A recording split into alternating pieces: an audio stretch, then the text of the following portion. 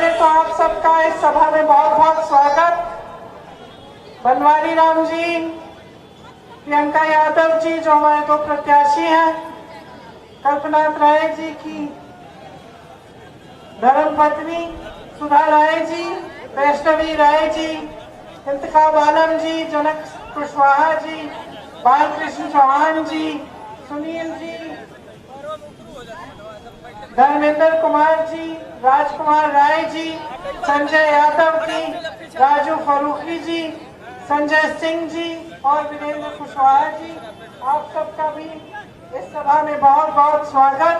Congress party के कार्यकर्तागण, नेतागण, जितने भी महिला कांग्रेस, यूथ कांग्रेस के मेरे साथी यहाँ उपस्थित हैं, आपको भी बहुत बहुत स्वागत। और बहनों और भाइयों, इतनी गर्मी में आप इंतजार कर रहे हैं काफी समय से, इसके लिए मैं आपकी बहुत बहुत आभारी हूँ और आपको भी यहाँ पर बहुत स्वागत देती हूँ।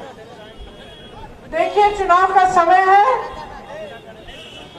आपसे चुनाव के संदर्भ में कुछ बातें करने आई हूँ।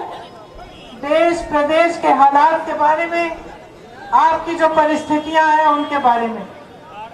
तो सबसे पहले मैं जानना चाहती हूँ कि यहाँ नौजवान कितने हैं, हाथ उठाओ।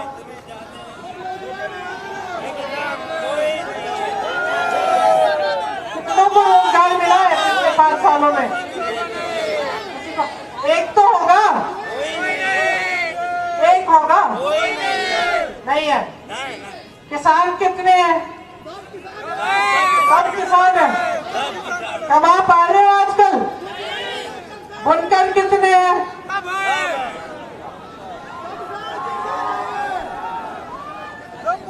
आपकी कमाई कैसी, अच्छी है? पहले से अच्छी हुई है? नहीं हुई है। बहनें कितनी है मेरी यहाँ? महंगाई का सामना कौन करता है? आप ही करते हो। आजकल सरसों का तेल कितने का मिल रहा है? दिहाड़ी कितनी है? दिहाड़ी कितनी? 250। और सरसों का तेल? और किसानों की सबसे बड़ी समस्या क्या है? छुट्टे जानवर, छुट्टे जानवर की समस्या है। गेहूं धान की कीमत मिल रही है? नहीं मिल रही है। बिजली बिल भरे जा रहे हो, बड़ी बड़ी बिल आती है, आती है। तो ये है आपकी समस्याएं, महंगाई, बेरोजगारी, बुनकरों की तमाम समस्याएं, जो बड़ी बड़ी बिजली की बिल आती है, जो उनका स्पेशल पैकेज खत्म किया गया, किसानों की समस्याएं, उपज का दाम नहीं मिलता, खाद नहीं मिलती, पेट्रोल डीजल के दाम बढ़ चुके हैं, कमाई नहीं होती, छुट्टा जानवर खेत चला जा रहा है, महिलाएं महंगाई का सामना कर रही है, इनके लिए कोई बेरोजगार की बात ही नहीं करता, इनको सशक्त करने की बात नहीं करता कोई। नौजवान बेरोजगार खड़ा हुआ है, ये है आपकी समस्याएं। अब ये समस्याएं कम से कम पिछले 5 सालों से तो है ही है कि नहीं? नेता क्या बात कर रहे हैं? जो राजनीतिक दल के नेता, चाहे वो समाजवादी पार्टी के हों, चाहे वो भाजपा के हों, वो क्या बातें करते हैं यहाँ आकर आपसे? वो कहते हैं, बुलडोजर की बात करते हैं, आतंकवाद की बात करते हैं, पाकिस्तान की बात करते हैं, और क्या बात करते हैं? कोई कहता है कि हम गर्मी निकाल देंगे, कोई कहता है कि हम गर्मी निकाल देंगे, है ना? कोई आपकी भर्ती की बात कर रहा है, कोई आपकी खेती की बात कर रहा है, कोई आपको आगे बढ़ाने की बात कर रहा है? नहीं कर रहा ना। आदत जो आपने बिगाड़ रखी है, वो दोषी थोड़ी है, दोषी तो आप हैं, दोषी तो आप हैं। सबको मालूम पड़ गया है, चुनाव के समय आएंगे, धर्म की बातें करेंगे अच्छी अच्छी, कभी इस धर्म की, कभी उस धर्म की। समाजवादी के नेताओं को मालूम है, धर्म की बात करेंगे आप, तो क्या आप उनको वोट दे दोगे? मालूम है ना? भाजपा के नेताओं को मालूम है, धर्म की बात करेंगे, जज्बातों को उभारेंगे, उनको वोट मिलेगा, सत्ता में आ जाएंगे। तो 5 सालों में क्या करेंगे? कुछ नहीं करेंगे। समाजवादी दल के नेता तो अपने घर में दुबके रहे। आपकी समस्याएं आई, एनआरसी, सीए आया, बुनकर की बड़ी बड़ी समस्याएं आई, किसानों की समस्याएं आई, क्या हुआ? आए आपके पास? अखिलेश यादव जी पधारे अपने घर से आपके घरों में, किसानों को कुचल डाला, किसानों को लखीमपुर खीरी में कुचल डाला। क्या किया उन्होंने?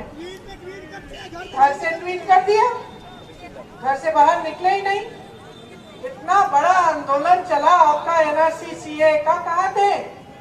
अरे कहाँ थे? कहाँ? एक जगह गए, मेरठ गए, बिजनौर गए, कहीं गए जहाँ पे हत्याएं हुई थी पुलिस द्वारा, जहाँ पे 19-20 साल के नौजवान लड़कों को ऐसे ही मार डाला गया। पहुंचे? चलो पहुंचे नहीं, आवाज उठाई, आवाज उठाई आपकी? नहीं उठाई। और भाजपा के नेता तो भाजपा के नेता, बड़े मियाँ तो बड़े मियाँ, छोटे मियाँ, सब एक ही बिसात पर खेल रहे हैं। बहनों और भाइयों, सब एक ही बिसात पर खेल रहे हैं। इसको गहराई से समझो, क्योंकि जो आप तय करने जा रहे हैं उससे आपका भविष्य तय होगा।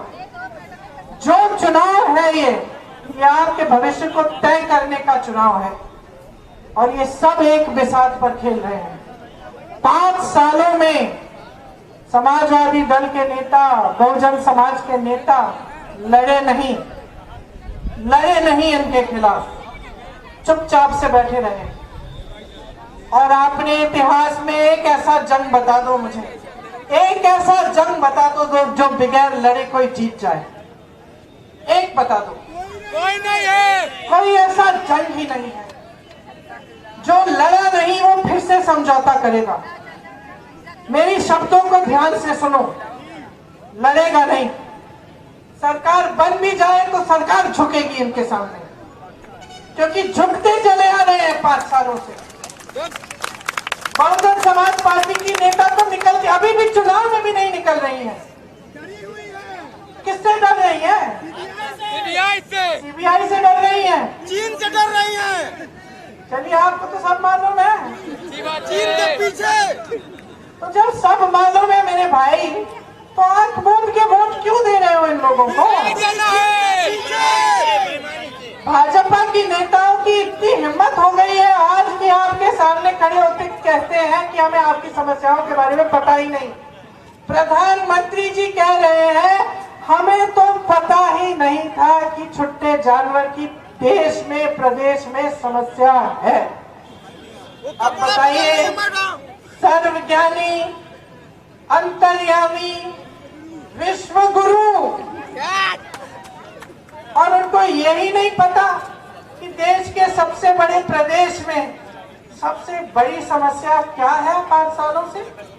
चुनाव आया, अचानक पता चल गया। चुनाव आया तो मंच पर पता चल गया, घोषणा भी कर दी कि इसको हम सुझा देंगे। तो 5 सालों से कहाँ थे? अरे 5 सालों से कहाँ थे? कपड़ा बदल रहे थे, प्रचार भी नहीं कर रहे थे भैया। प्रचार तो चुनाव के समय शुरू किया है। कपड़ा बदल रहे थे। देखिए सूट पहनने गन्ना किसानों का इस पूरे देश में बकाया कितना है? कोई बताए? 14,000 का दर्द पूछने नहीं है। कांग्रेस 70 साल हुकूमत करी है। उत्तर प्रदेश के किसानों ने आंदोलन किया, दिल्ली के बॉर्डर पे 1 साल के लिए खड़े रहे, अपने घर से निकलकर हालात पूछने के लिए नहीं आए। 6 किसानों को लखीमपुर खीरी में इन्हीं के मंत्री के बेटे ने कुचल डाला। क्या किया? मंत्री को अपने साथ पर मंच पर खड़ा किया, मंत्री को अपने साथ मंच पर खड़ा किया और मंत्री के बेटे को जमानत दिलवाकर रिहा करवा दिया। यह है आपकी सरकार और यह है आपके नेता जिनको आप भगवान बना रहे हैं। समझ लीजिए, कोई नेता भगवान नहीं होता, सब नेता इंसान है। सब आपसे सत्ता ले रहे हैं उधार में, सबको आपने बनाया है। ये देश आपका है, उनका भी है लेकिन आपका है। सबसे पहले ये देश, इसकी सुरक्षा, ये जमीन, ये आपकी जमीन है। आपके पूर्वज लड़े हैं इस देश की आजादी के लिए। इस देश का किसान लड़ा है जो आज भगवान भरोसे छोड़ दिया गया है, जिसकी मेहनत की कमाई, जिसका खून पसीना ये बेचने के लिए इन्होंने योजना की है। जो कानून ये लोग ला रहे थे, इससे क्या होता? किसान मेहनत करता, किसान का खून पसीना और कमाता इनका उद्योगपति दोस्त। इनके उद्योगपति दोस्तों को इन्होंने पूरी देश की संपत्ति बेच डाली। BHEL, रेलवे जैसी बड़ी बड़ी संस्थाएं बेचने जा रहे हैं, कुछ बचा नहीं है। सारी संपत्ति इन बड़े बड़े उद्योगपतियों को बेचने जा रहे हैं। फिर कहते हैं रोजगार देंगे। कहां से लाएंगे रोजगार? अरे कहां से लाएंगे रोजगार? जब सारी संस्थाएं बेच डाली जो रोजगार बनाती थी, किसानों को खत्म कर डाला, खेती पे रोजगार नहीं बनेगी। बुनकर जैसे छोटे व्यापारियों को, छोटे दुकानदारों को खत्म कर दिया, वो रोजगार नहीं दे सकते। सरकारी पद आपने 5 सालों से खाली रखे हैं, 12 लाख सरकारी पद खाली है।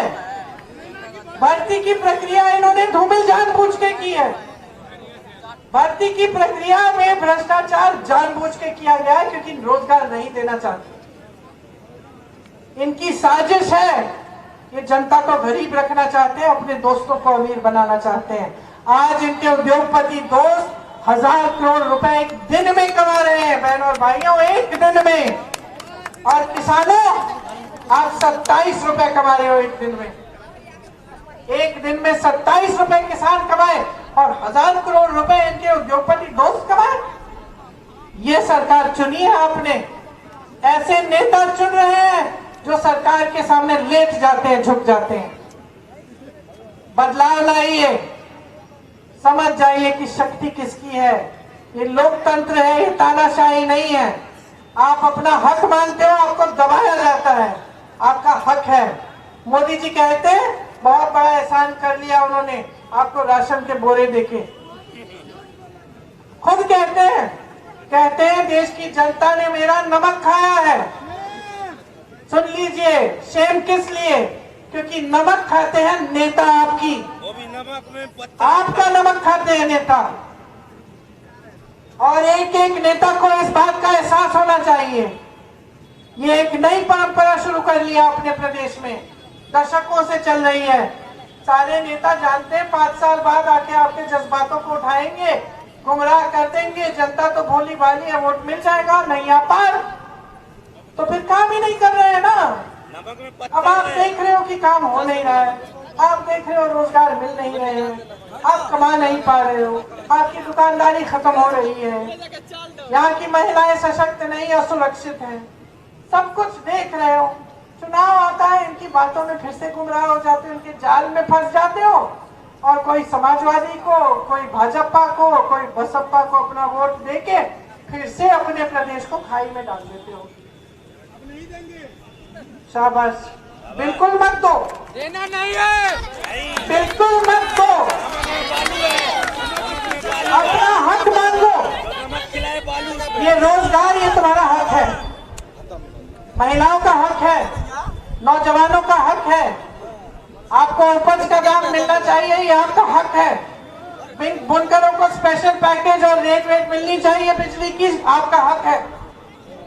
सरकार का कर्तव्य है कि आपको सशक्त बनाए। सरकार आपको निर्भर बना रही है, जानबूझकर आपको निर्भर बना रही है। वो चाहते हैं कि उस राशन के बोरे के लिए आप धन्यवाद दें उन्हें। आप कहें कि मोदी जी ने हमें राशन का बोरा दे दिया, बहुत एहसान कर दिया। चाहते हैं, क्योंकि जब तक आप निर्भर रहोगे उनके राशन के बोरों पर और उनके चंद रुपयों पर, जो वो हर महीने चुनाव के पहले तो थोड़ा तेजी से देते हैं और चुनाव के बाद देते भी नहीं, जब तक आप निर्भर रहोगे तब तक आपका इस्तेमाल करना आसान होगा। प्रियंका गांधी जिंदाबाद। तब तक इन नौजवानों में जो यहाँ पे सब खड़े हैं, इनमें गुस्सा होगा, इनमें रंज होगा, इनके अंदर दुख होगा, निराशा होगी। तब तक इनका इस्तेमाल करना बहुत आसान होगा। बहनों और भाइयों, जितने भी माँ बाप हैं नौजवानों को जानते हैं, मेरे भी बच्चे हैं 20-25 साल के, मैं भी जानती हूँ बच्चा अगर काम नहीं कर रहा है, अगर व्यस्त नहीं है, अगर पढ़ाई नहीं कर रहा है, आलसी है, काम घर पे बैठा हुआ है, तो उसको फुसलाना, उसको गुमराह करना, उसका गलत काम करना बहुत आसान हो जाता है। जब व्यस्त रहता है, कमाता है, पढ़ाई करता है, तो बहुत मुश्किल होता है उसको गुमराह करना। तब तो अपने माँ बाप से सवाल उठाता है, सरकार कहाँ, नेता कहाँ? सब नेता जान गए हैं कि इन लोगों को शिक्षित कर दो, इनको अपने पैरों पे खड़ा कर दो, इनको सशक्त कर दो, सक्षम बना दो, तो सवाल उठेंगे कि हम विकास क्यों नहीं कर रहे हैं। समझ गए आप? देखिए, जब समस्याएं आपकी घर आती हैं, जब आपके घर में महंगाई आती है, तो क्या दरवाजे खटखटा के पूछती है कि भाई तुम किस धर्म के हो, आऊं कि ना आऊं? जब बेरोजगारी आती है, तो क्या पूछती है कि भाई तुम हिंदू हो या मुसलमान हो? अच्छा चलो मैं दूसरे घर में चले जाता हूँ। बेरोजगारी पूछती है? ये छुट्टा जानवर तो खेत चले जा रहा है, ये क्या पूछता है ये किसका खेत है? ओहो, इस जाति का खेत है, चलो मैं दूसरे खेत में चले जाऊं। पूछता है कि भाई किस धर्म, ये खेत किस धर्म का है भाई, किसका है ये खेत? अच्छा चलिए ये खेत छोड़े देते हैं, उस खेत में चलते हैं। चल लेता है ना तुम्हारे खेत, बेरोजगारी आ जाती है ना सबके घर, महंगाई आ जाती है ना सबके घर। ये तो नहीं है कि कोई कह रहा है कि एक घर में कम का आ रहा है गैस सिलेंडर, दूसरे में ज्यादा का आ रहा है। और विकास, जब सड़क बनती है तो उस पर लिखा होता है कि सिर्फ इस धर्म के लोग इस सड़क पे चलेंगे, नहीं लिखा ना। ये जो बिजली की तार है सब घरों में जा रही है, क्या ये रुक जाती है किसी धर्म के घर में, किसी के एक जाति के घर में रुक जाती कि भैया यहाँ तो बिजली नहीं दूंगी मैं? नहीं ना, सब जगह जाती है। तो समस्या है सारे धर्मों की, सारी जातियों की, उनका समाधान सारे जातियों के लिए, सारी धर्मों के लिए। तो भैया ये नेता बार बार धर्म की बात क्यों कर रहा है? ये नेता बार बार जाति की बात क्यों कर रहा है?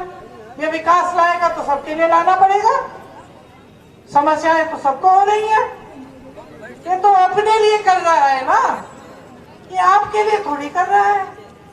ये तो अपने विकास की बात कर रहा है, ये तो अपनी सत्ता छीनने के लिए कर रहा है।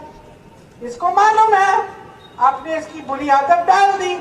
अब मैं यहाँ किस लिए आई हूँ? मैं आपसे कहने आई हूँ ये आदत तोड़ दो, खत्म कर दो इस परंपरा को। कह दो इन सबको, कह दो इन सबको।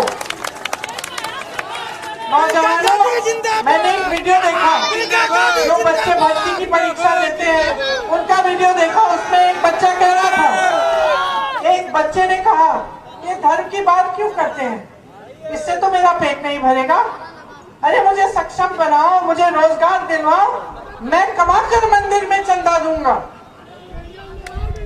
मैं खुद दूंगा चंदा मंदिर में, लेकिन मुझे कमाने तो दो।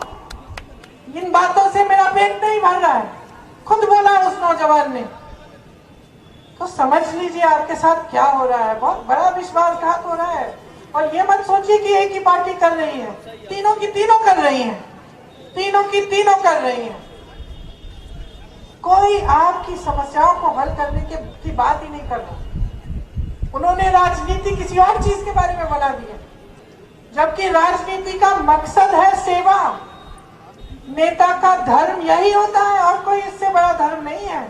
आप किसी भी किताब को पढ़ लो, आप हिंदुओं से पूछो, मुसलमानों से पूछो, ईसाइयों से पूछो, बौद्ध से पूछो, किसी भी पंडित से पूछो, किसी भी धर्म के धर्मात्मा से पूछो, किसी भी किताब को पढ़ लो, कुरान शरीफ को खोलिए, भगवत गीता को खोलिए, सब यही कहते हैं कि नेता का सबसे बड़ा धर्म सेवा है, यही है धर्म।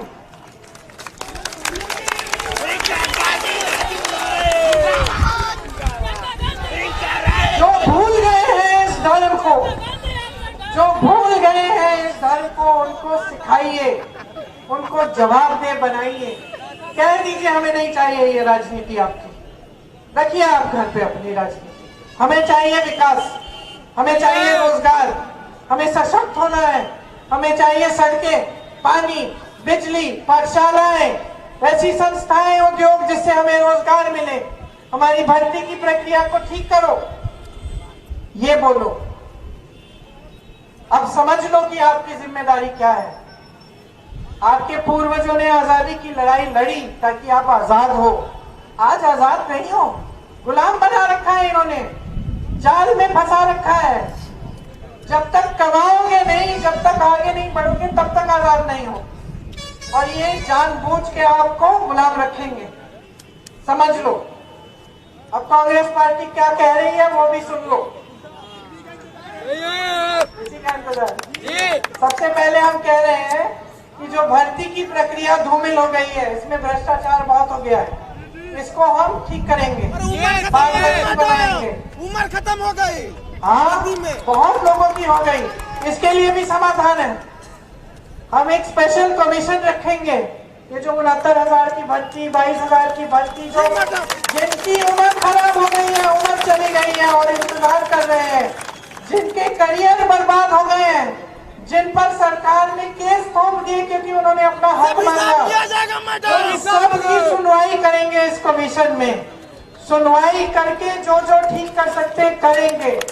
जॉब कैलेंडर बनाएंगे जिसमें परीक्षा का दिन, नियुक्ति का दिन, रिजल्ट का दिन पहले से तय होगा। किसी ने इधर उधर फेरबदल करने की कोशिश की, किसी ने भ्रष्टाचार किया तो कानून लाएंगे कि हम उन पे कार्रवाई करेंगे। जो 12 लाख सरकारी पद, 12 लाख सरकारी पद खाली रखे इस सरकार ने आपको बोला 70 लाख नौकरी देंगे, 12 लाख तो पद खाली हैं, 4 लाख के एप्लीकेशन खोले हैं, 70 लाख नौकरी तो कहीं नहीं मिली किसी को भी। तो सबसे पहले कांग्रेस कह रही है कि वो 12 लाख पद भरे जाएंगे। फिर हम कह रहे हैं कि 8 लाख नए रोजगार पैदा करेंगे। कैसे? जो छोटे दुकानदार हैं, बुनकर हैं, छोटे व्यापारी हैं, इनको मजबूत बनाएंगे फिर से, ताकि यहाँ से रोजगार बने। जहाँ जहाँ हुनर है, जैसे अगर यहाँ पे बुनकर है, यहाँ हुनर है, पूरी सुविधा दी जाएगी। स्पेशल पैकेज आएगा बुनकरों के लिए जैसे पहले था, और फ्लैट रेट पे बिजली दी जाएगी, सारी सुविधाएं मिलेंगी। अगर एक नौजवान अपना छोटा बिजनेस शुरू करना चाहे, अपना व्यापार शुरू करना चाहे, उसे 5 लाख रुपए सरकार 1% ब्याज पे देगी, ताकि उस हुनर का इस्तेमाल हो और वो सशक्त बने। बहनों, आंगनबाड़ी आशा बहुओं के लिए 10,000 रुपए का मानदेय मिलेगा। उसके साथ साथ आपको सशक्त करने का काम हम करेंगे, हमारी जिम्मेदारी है। नारा सुना है हमारा, लड़की हूँ लड़ सकती हूँ। ये क्या है? ये वो नारा है जिसके आधार पर आपको सशक्त करेंगे। 40% मतलब 8 लाख जो सरकारी रोजगार है वो महिलाओं को मिलेंगे। महिलाओं के लिए हर अस्पताल में, छोटे से छोटे अस्पताल में महिला डॉक्टर, महिला नर्स मौजूद मिलेगी, वहां भी रोजगार हम दिलवाएंगे महिलाओं को।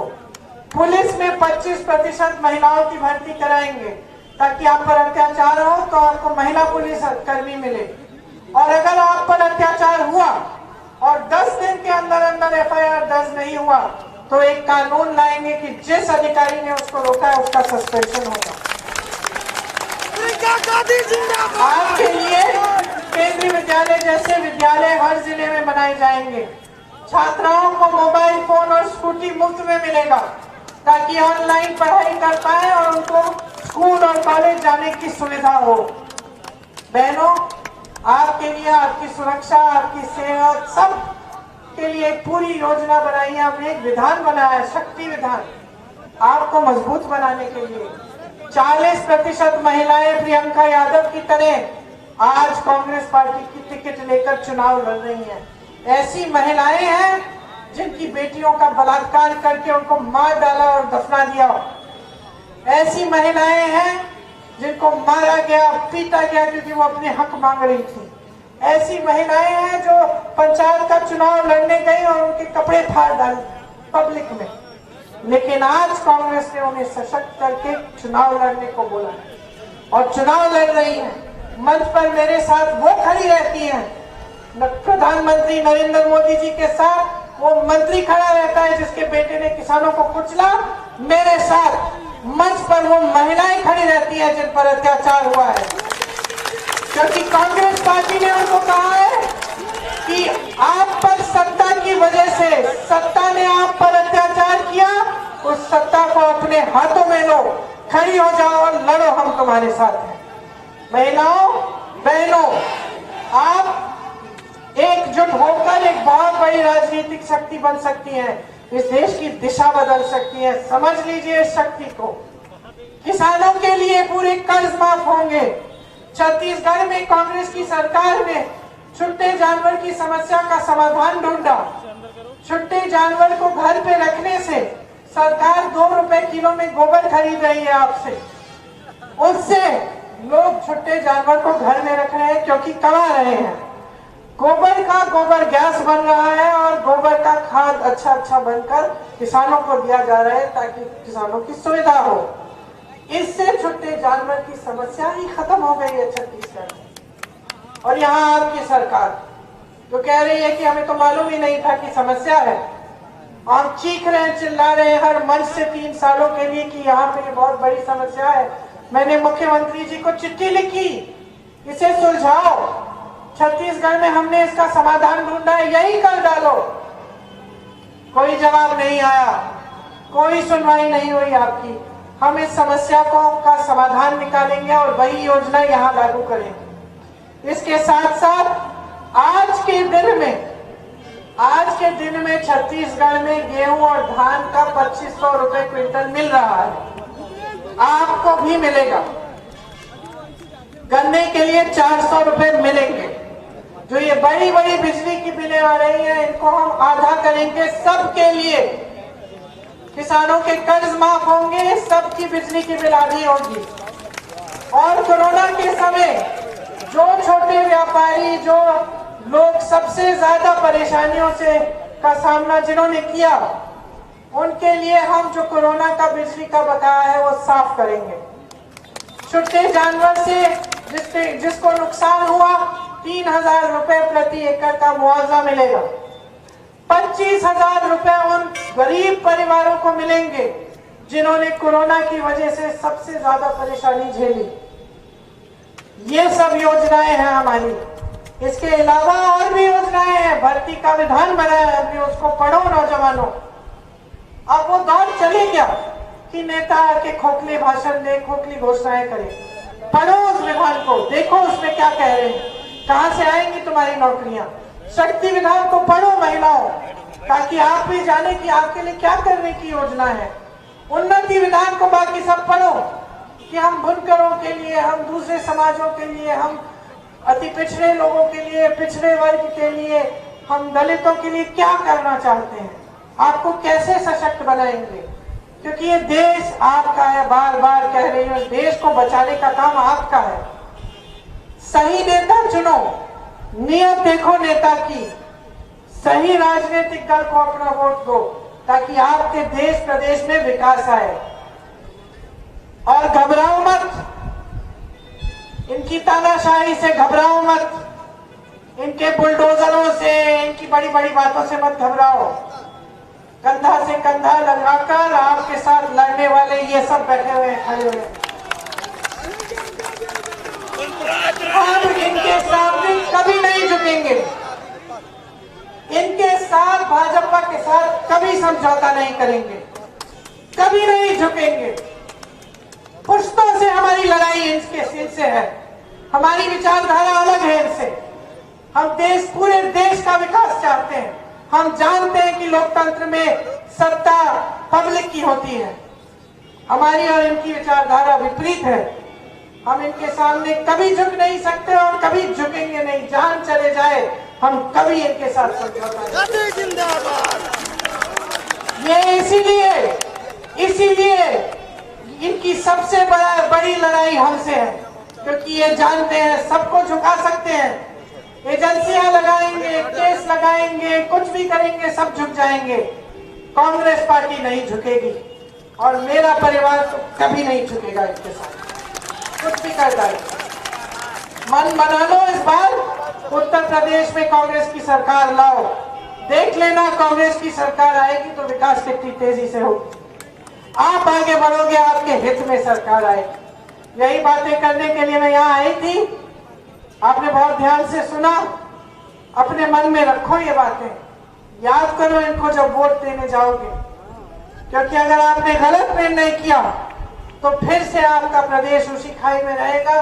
5 साल और भुगतोगे, कोई आपकी सुनवाई नहीं होगी। सिर्फ चुनाव के समय बड़ी बड़ी घोषणाएं सुनोगे, बड़ी बड़ी धर्म की जाति की बातें करेंगे ये नेता, और फिर से खुद आगे बढ़ेंगे, आपको पीछे छोड़ देंगे। तो आपको बहुत बहुत धन्यवाद। जय हिंद, जय हिंद।